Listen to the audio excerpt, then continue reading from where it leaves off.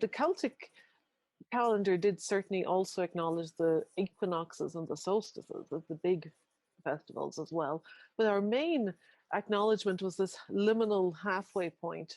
And so today is the first day of summer. If you're in the Celtic world, today is the beginning of summer. And it's really nice to have that sense. I'm I never really experienced people having summer beginning in the summer solstice or something like that until I came to America. So I was not familiar with that. And so I spent most of my first years in America having a time lag because the 1st of May was the beginning of summer for me, and they were still 6 weeks later waiting for it. So sometimes it just depends on where you are. So it's nice on a day like today when perhaps um, other awarenesses are there. Oh, well, summer doesn't really start for 6 weeks, or I'm in this in between place. To really have a day like this to say it's okay. This is a transition time. This is the in between place. And I think for the Celts, it was. I think this is an important time, this transitioning time. And I always think, in general, May Day is an interesting one in the Celtic tradition because there's a place where we tend to, because it's also in, say, religious tradition, in the Catholic tradition, for sure, it's the month of May is Mary's month. And if you're in England, you've also got the Arthurian legends that link May Day to the marriage of Arthur and Guinevere and stuff like that going on. And you've got this sense of May and this uplift. And the Celtic thing is a little bit different because it's saying this is a really serious time of transition and it can go either way. Much and all as you're about entering into the new phase, and it really was the summer half of the year we were entering. But much and all as you're doing that, there is that chance that it may not go quite the way you think it's going to go. It may not be quite the transition you think it is. And so there was also a certain amount of protection. And I like to throw that awareness in there that they had a certain amount of the need to protect, which included, which I've always been fascinated by that. It's like, whatever you do, you don't give away things on May Day, because if you do, you're giving away part of your luck. There's that potential that you're letting go of something that you really need to hold on to. There's all those nice traditions as well of, oh, get up early in the morning and wash your face in the morning dew. You're very lucky in New Mexico if you see any bit of dew at all. They're so dry here. But if you're somewhere where you have a chance to wash your face in morning wetness of the natural water that's there on the grass in the mornings, it's it's a thing of nourishing yourself and preserving your beauty for time. And of course, there are other traditions. As children, we used to always bring in summer to the house on May Day. And that is simply the first person up in the morning has to go outside and bring in some greenery into the house. And it's about bringing summer in. The other traditions, which are older, are about fire and bonfire, and we are going to journey to the Ishnok fire, but there are also traditions about purification and fire. The cattle, for instance, were driven through two fires for purification, for a blessing on May Day. And it's an idea of, you want to actually do a little ritual later on today, why not? Why not do it? Why not maybe go out? If the first person up in your house this morning, whoever that was, you can suggest they go outside and find some greenery to bring into the house. And that's welcoming the summer into your house. You might also light two candles or two small fires somewhere. It really depends on where you are, but why not two candles? And maybe for yourself, walk through between the two flames, just as a purification or a protection or a ritual for that. And they have all these lovely little traditions like that, but there's also that sense of, wow, I also need to protect. I also need to ward off the things that are not good for me. So it's a very realistic place of saying there is a transition going on, and there's this movement from perhaps the dark part of the year, the winter, Samhain. That whole Samhain is the Celtic, the Halloween festival, but it's more than that. It's this winter time. And then you come to today which says, oh, now we're transitioning into the brighter half. But you need to also be careful. And so the Irish myths, there's no foundation story. There's no story in the Irish mythologies that, like you have here in New Mexico, where people emerge from the land or from the rivers or from the streams.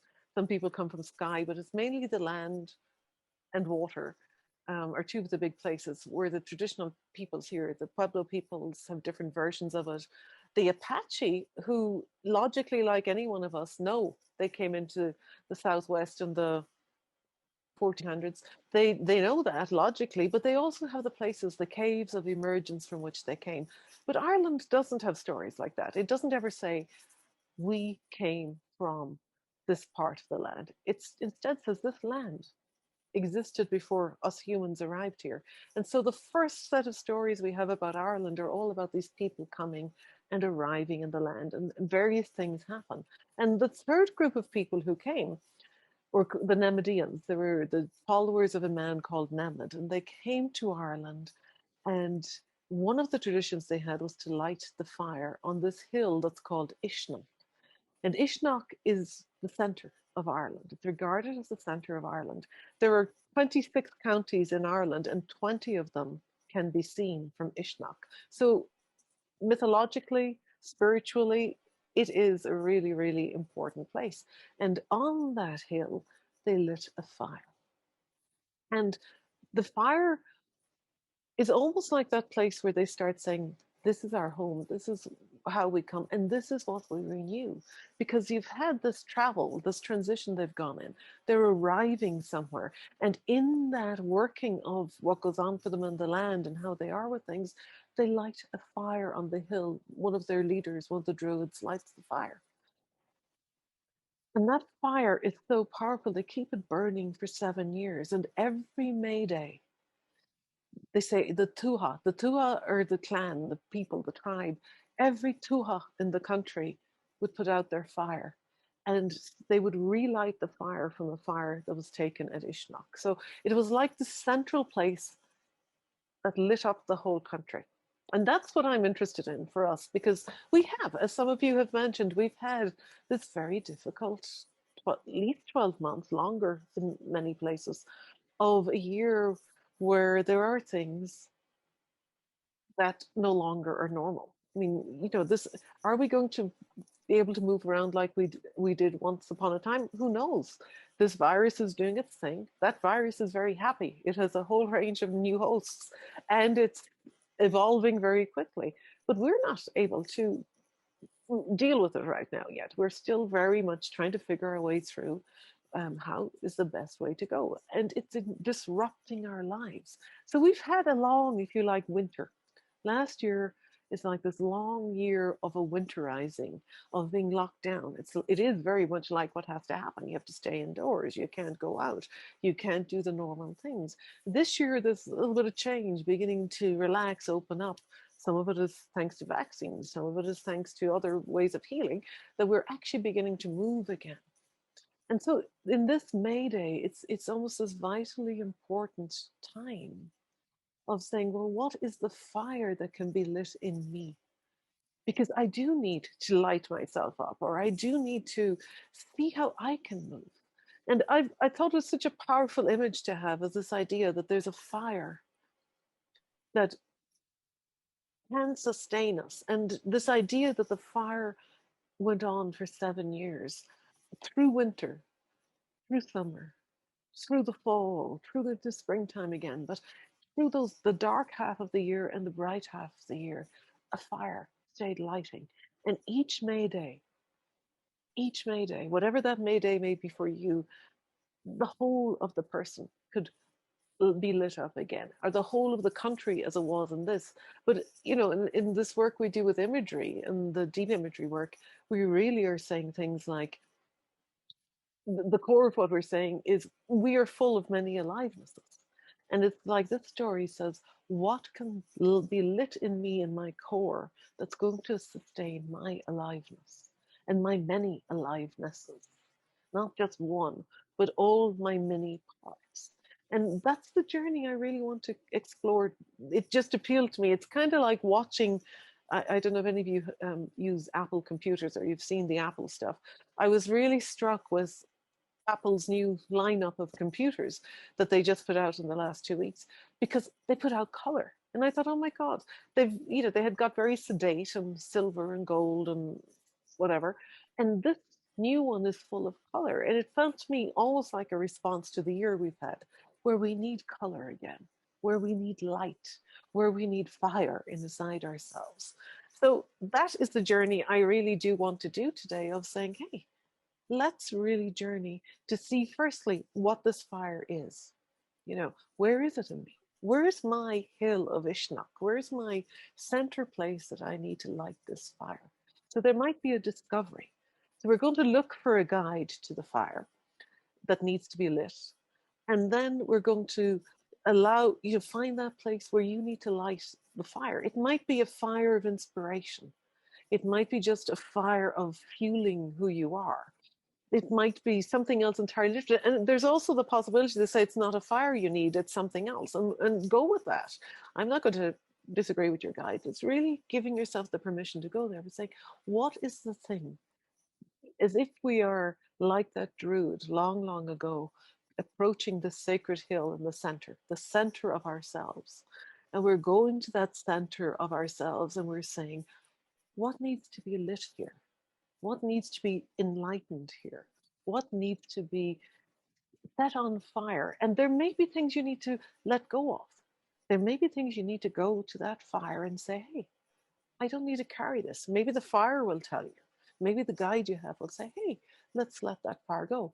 Maybe you will find yourself already there with a fire that's already lighting and you need to renew it in some way. Maybe it's another aspect of you. It's like sometimes we have a core that burns in us and then it gets hidden over for a while. And it's actually these outside fires that need lighting. So we're going to have room to explore that. And as usual in our deep imagery journeys, I will make suggestions, but because this is not an individual journey, some of those suggestions may not be relevant to what's happening for you. So the primary thing is that you stay in touch with your guide. And then the secondary part of it is that if I make a suggestion, I usually say it something like, if it's appropriate, that means if it's right for your journey, if this is the right thing for what's happening in your journey right now, some phrase like that, ask your guide or something, a suggestion like that. Now, it really means that. It doesn't mean that you have to take my suggestion. You can ignore me, but stay in touch with your guide and trust what the guide does. So that's really what I'd like to explore. And I'd like to give the time to the imagery because the story is the doorway. And then we can go in there and meet the guide and see what needs to happen.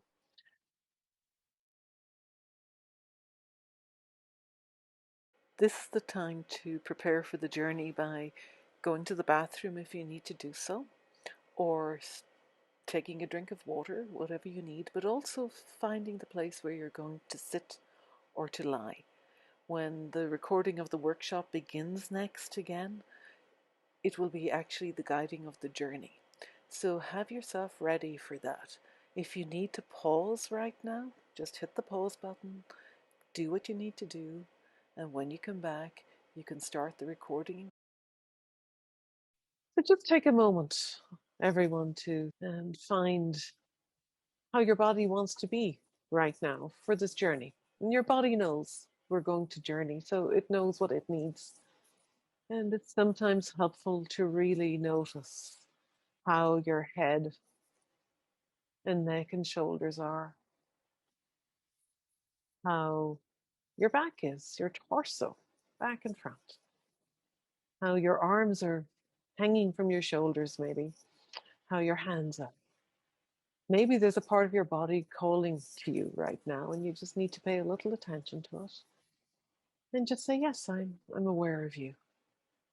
You might notice as well how you're lying or sitting, how the surface you're sitting on or lying on, the chair, the couch, the cushion, the mattress, well, that's supporting you. And how your back and buttocks and hips and legs are accepting the support or not accepting the support. No judgment. It's just a noticing. This is what's happening. But do notice then the places in particular that you might feel very held, or just that you notice, oh yeah, back and my shoulders are really resting against this right now. And taking that time, and then out of those places of feeling so held, invite roots to grow from your body into the earth.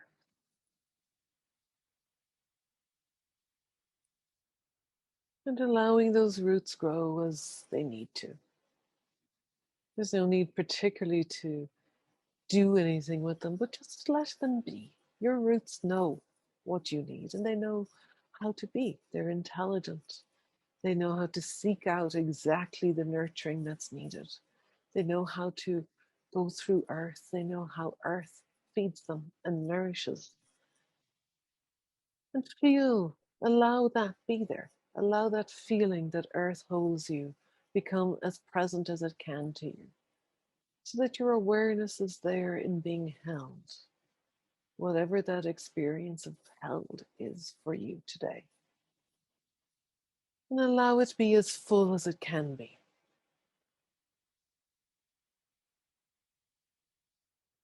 Really noticing that you are held and safe, and that whatever you need will be offered to you.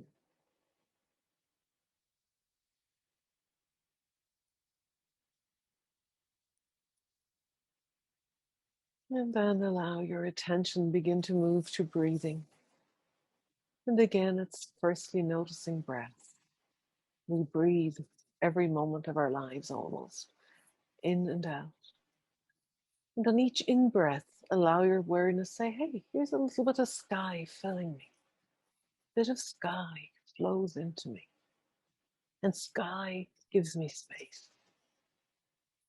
You might notice how your chest and diaphragm and your lungs expand. And then they flow back down and air comes out of you again. Warmer, moister than it went in probably. And carries out from you those things you don't need. So you also can let go of those things you don't need as easily as breath does. You don't have to overthink it and you don't have to decide what you're letting go of. You can just trust whatever I don't need right now is just flowing out. So the space for what I need is here. And then allow that awareness to extend out into sky itself. The air we breathe is almost like this gift from sky, and that sky is there surrounding us, holding us. And its holding is a little bit different to this holding that earth gives us. And it has space, lots of space. Space for everything that needs to happen. Space for all of you to be here and to be present. And if you need to, just invite all of you to be here. All your awarenesses, all your alivenesses, to have their space right now. And out of that great spaciousness that sky offers you, return again to that inner spaciousness that's inside of you.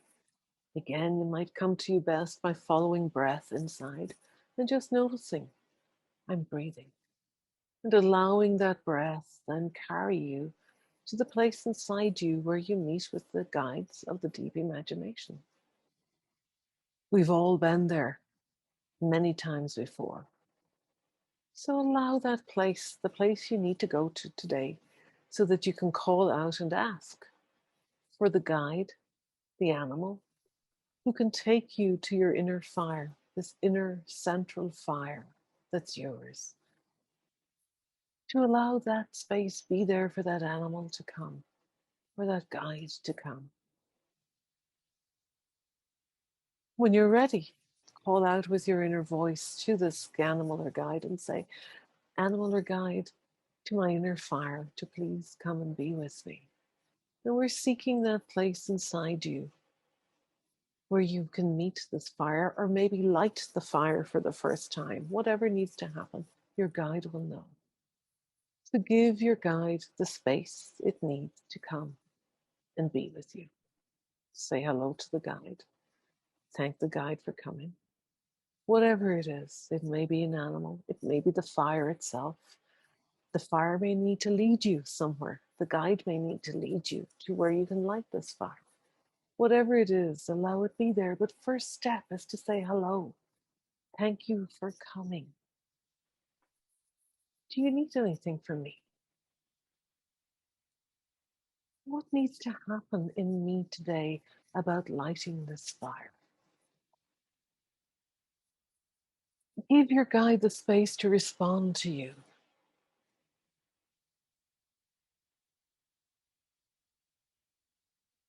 Ask the guide if it feels right to you to show you where this fire is. If the fire itself has come to you, ask it to show you where it needs to burn in you.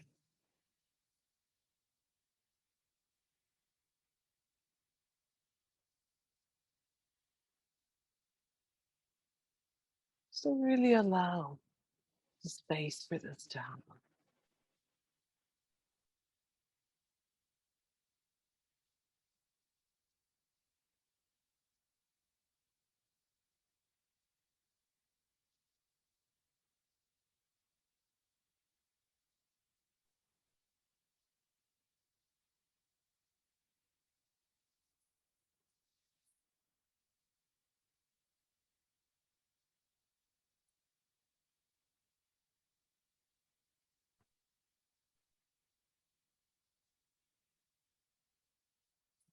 If it seems appropriate, you can check if this fire needs to be nurtured in some way. If there's something that actually needs to be placed in it, either to fuel it or something you need to let go of so this fire can burn to its fullest inside you.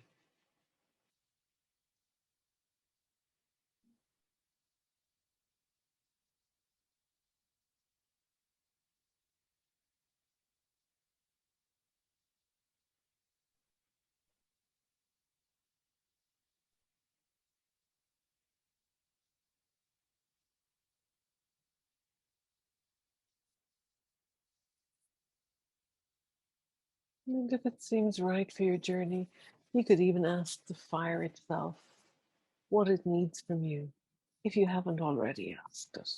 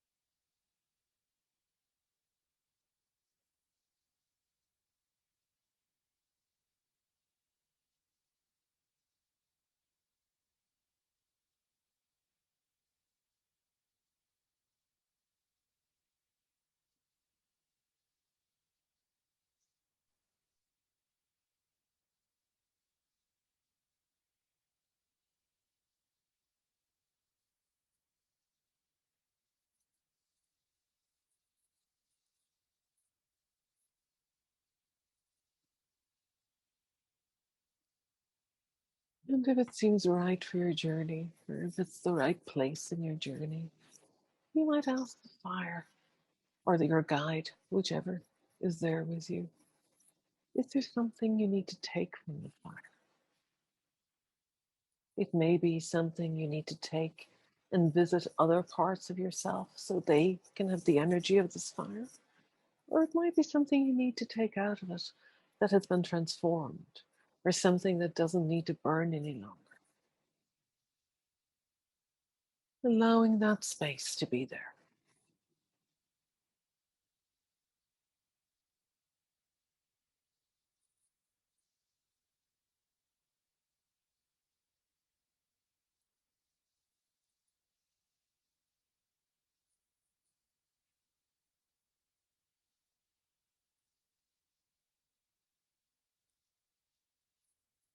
And if by chance your inner fire has not yet been lit, give yourself the space to explore that, to go to where you need with this fire, to light it as it needs to be lit, to place in it the things that need to be placed there.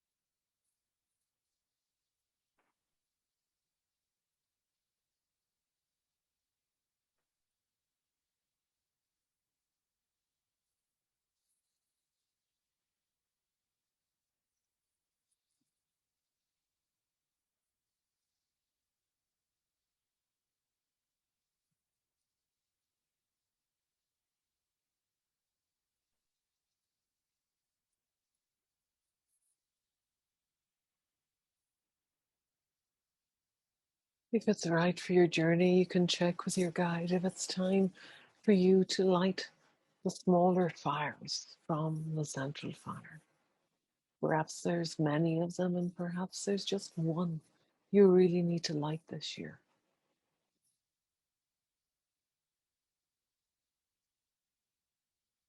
Really let your guide know if you need help with this, if there's some support you need.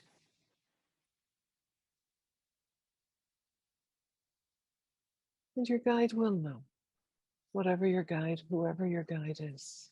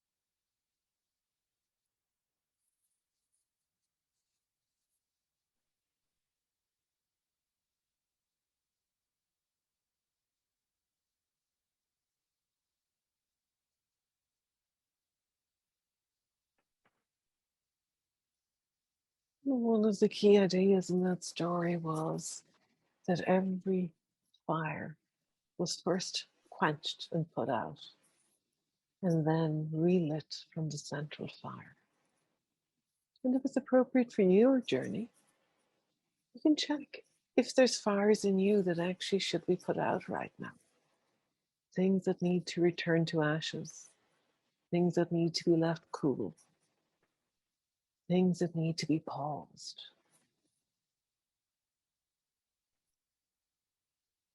And if they are, ask your guide, what's the best way for me to quench some of these fires?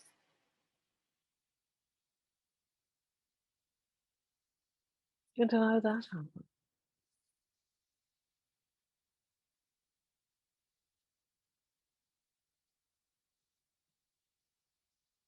And then, if it seems right, when it seems right, you can check if there's fires that need to be relit and how that best needs to happen for you.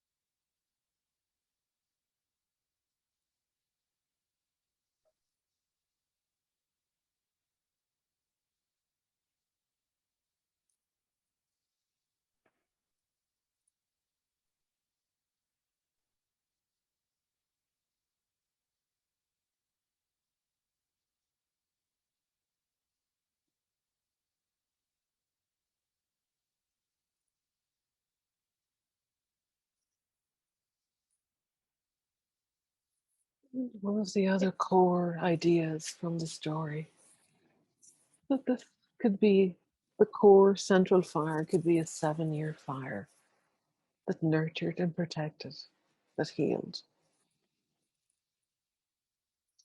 And if it feels right to you in your journey, if this is appropriate for you, you can check with your guide about the long term fire. What is the flame inside me I need to nurture that will sustain me for a long time?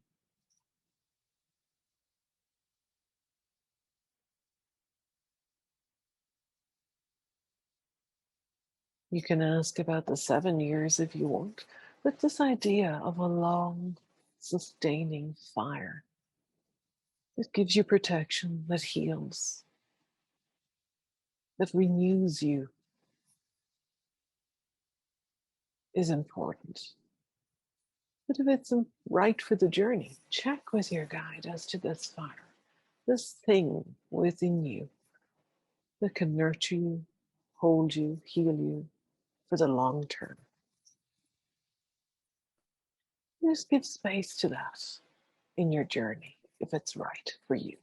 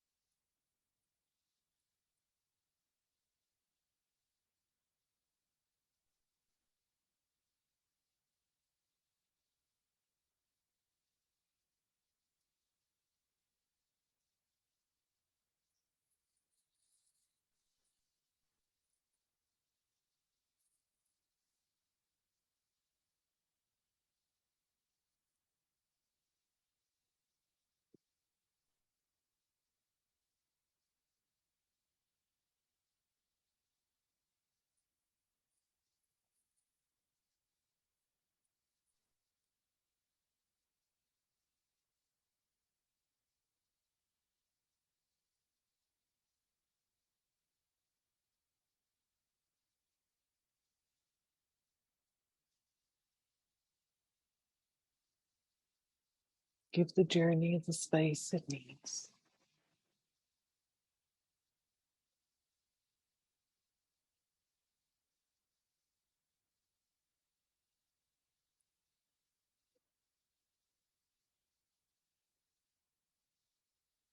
Remembering to communicate whatever is happening inside you. If you have feelings that have woken up, thoughts, anything physical going on, you might want to check with your guide about it and give it the space it needs.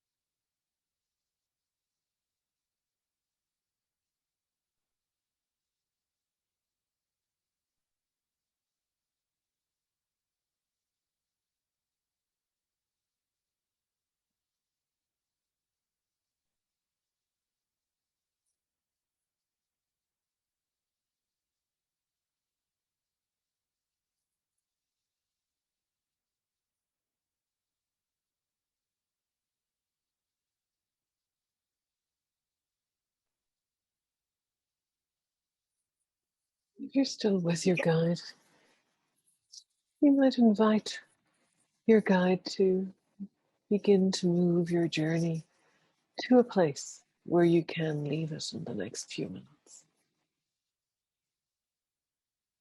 If it seems appropriate, you can always check with your guide if you should look for an individual journey, if there's something else that needs to be finished with this work.